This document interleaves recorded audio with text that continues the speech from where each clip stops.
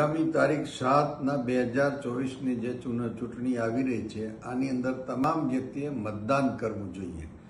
મતદાન કરવાનો જેને અધિકાર પ્રાપ્ત થયો છે એ વ્યક્તિએ ગૌરવ પ્રાપ્ત કરવું જોઈએ કે આપણને મતદાનનો અધિકાર છે, હું ભારતનો એક નાગરિક છું અને રાષ્ટ્રના નેતાઓને ચૂનવા માટેનો મને અધિકાર પ્રાપ્ત થયો છે. એટલે તમામ નાગરિકને એક અપીલ છે કે મતદાન બધાએ 100% મતદાન કરવું જોઈએ.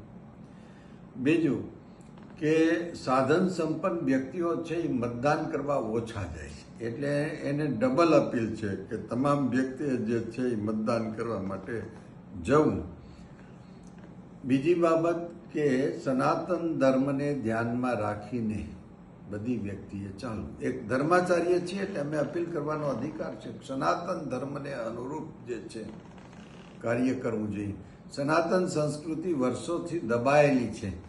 એ દબાયેલી સંસ્કૃતિને અત્યારે એક અવકાશ છે કે એને પ્રકાશમાં કેવી રીતે લાવી શકાય અને કોણ એને પ્રોત્સાહન આપી શકે છે, આ બાબતને એક આપણે ધ્યાન રાખવું જોઈએ.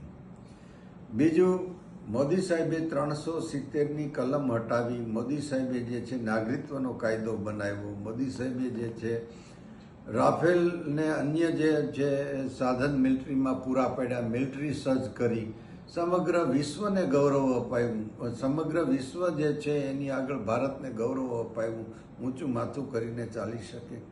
અનેક કમિટમેન્ટો કર્યા, મિત્રતાનો હાથ લાંબો કરીને જે માણસે ગૌરવ અપાયું છે, આની અનેક સિદ્ધિઓ વર્ણવી શકીએ. પાકિસ્તાનમાં જઈને ટ્રાયલ કરી, આ બધા મુદ્દાઓને ધ્યાનમાં રાખીએ તો આ એક એવું નેતૃત્વ છે કે જે ભારતને આ નેતૃત્વ પૂરું કરી શકે એવી ક્ષમતા છે.